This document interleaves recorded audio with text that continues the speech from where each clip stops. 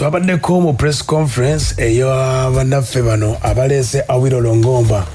era enteekateeka eno bannaffe abaleese Awilo Longomba be bannaffe aba Explosion Africa nga beggatiddwako Outreach Entertainment bayise bannamawulire mu kibuga Masaka ne babuulira ku nteekateeka nga bwegenda okuba ate ng'etambula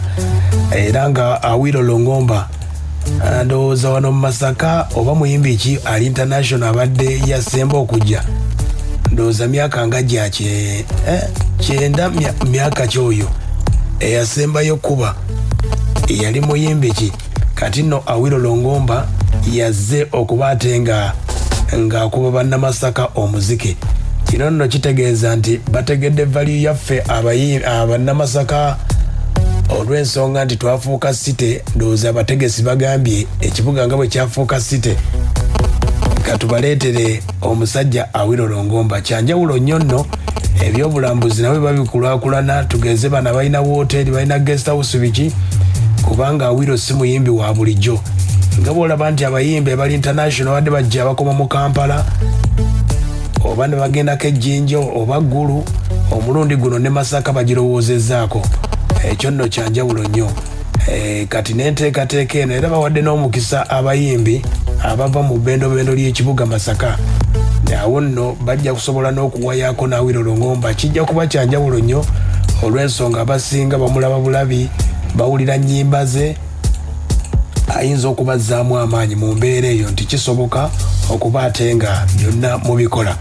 Awilo Longomba ono musajja mukongo era emboozi ye nja kuba ngikuwaako naye bannaffe bano aba Explosion Africa omukulu gwe bakita Kintu yatubulidde ku nteekateeka nga bwegenda okuba ate ng'etambula. Yagambye ekintu kino yakirowoozaako webbaaka omwaka oguwedde kyali bwe kiti. Amannya n'eddoboozi z'Ekintu baana ba Kintu zirimu Kintu biceps. Kirowoozo kyajja mwaka guwedde nga kuba nkola na Afrigo nz'omu ku bamaneja baayo. So kati twaleeta Awilo last year nga Afrigo celebrating emyaka 47. So kati nitugitegeke Kampala. Naye abantu b'omu North aba Arua ne bagamba bwani muleesa Awilo ine waffe kuba mu Congo ne mukola show bbiri. Kakati bwe nakola nabo show yali ategese omutegesi n'agamba genda mu byalo so nasala akole shame. Kati bwe yavaawo Awilo n'agamba nenjagala kudda Kampala nkoleyo show mu byalo Arua njagala. Kati wagamba Arua nenga omanyi lwakisongeddeko ekibuga ekyala. Kati nze ndi musajja Muganda Masaka ngitegeera nnyo ngikozeemu nakola wano ebivulu bya Afrigo 2 last year ku Christmas n'omwaka 2022. So nengamba Masaka okusinzira experience teri muntu aleta show Masaka ninga kandete Awilo Masaka riskinge mbaleetere era nasoka kujja mu mwezi gwa April nembuuza ne bangamba Masaka tetuleetangayo international twakumba myaka gya 9 nimbaga we ndeta Awilo asoke ne bangamba ye kwao ne gwe nabuuza nga kola kwedu nagamba nze ne bosi wange ku simu ye mabega kuliko kifaananyi kya Awilo. Haya ye munnaffe oyo Kintu okuva mu Explosion Africa abaleesa Awilo Longomba mu kibuga Masaka. Awilo Longomba omulundi guno oyinza okugamba nti n'abavubuka babalowoozezaako olw'ensonga nti ebinyaanyanya Suna Ben bamugasseeko ku ttiimu. Line-up eri nti Stabwa Natolo, Ronald Mayinja, Misa Semakula kati mwe ab'ebinyaanyanya abavubuka nammwe babalowoozezaako. Suna Ben yatubulidde enteekateeka naye nga bwegenda okubeera. Basebo ne bannyabo mbalamusizaako amanya gange nze Suna Ben munamasaka omukukuutivu atagambwako. Naye nga mu nsonga eno olunaku olwaleero ensonga etukuŋŋaanyiza wano olwaleero tuzze okutema empenda ku butya show yaffe egenda okubawo ng'ennaku z'omwezi lumu ku Laston Garden bwegenda okubeera ng'etambula. Tukuŋŋaanye ne bannamawulire baddewo ab'enjawulo nga tutemaatema butya bwe tugenda okugitambuza show yaffe ey'olunaku olwo musobole okubeera nga mujja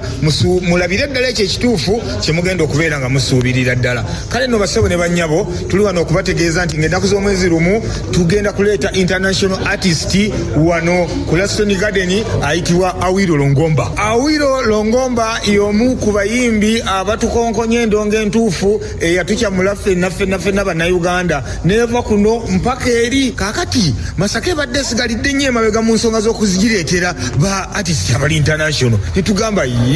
neddala mutuufu nedda lwaki abakulu ne bagamba nti nedda kabalowoozeeko ne ku Masaka kituufu Awiro ajja mu Uganda naye agenda kutabaala ebitundu ebyenjawulo naye nga bitono ddala mu Kampala, Gulu n'ewalala. Aya embeera bwegenda okubeera Suna Ben agambye nti ono ye muyimbi ye star ndowooza Yvonne Chakachaka yasemba okujjako ndowooza mu Masaka we tuba tetwerabidde Suna nga atugamba tugambye nti ddala mutuufu era ne ku mulundi guno ddala Masaka mbwe era esigalire tugamba singa kukiza kintu nga kino mu butuufu era tubadde tuli awo ng'omukisa nga bagutukubako basewo ne banyawo tuli wano bategeeza nti nno oluvannyuma lw'ebbanga eddene ndowooza twasembayo okufuna Yvonne Chakachaka kati tugenda kufuna Awilo Longomba. Mikwano gyaffe mwenna abawoomerwa endongo tubayitanga ennaku z'omwezi lumu mujje Awilo agenda tukubira endongo tagenda kutambula yekka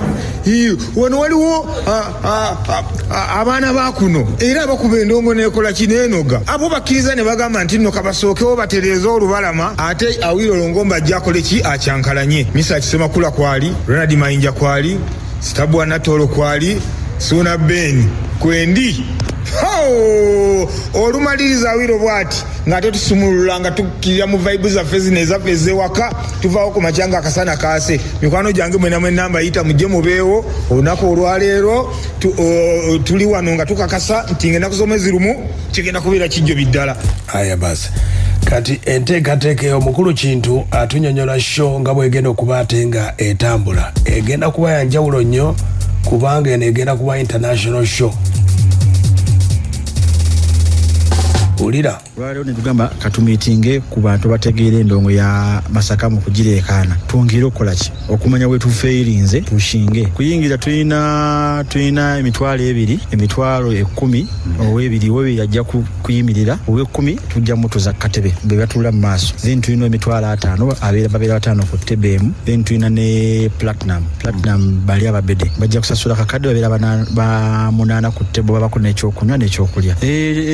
abantu Masaka kimamanyiko temukwata budde muyingira leeta endongo naye endongo za international olina okukwata akatebe ku bantu abangi olina okujja nga bukyali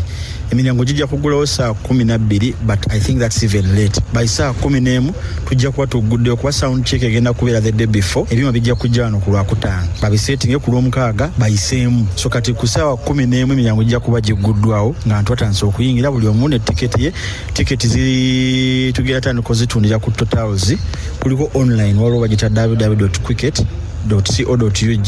osobola okugenda kati n'ogula tiketi yo n'obeera nayo bw'ogigula obumbala emiti ne bakusinikira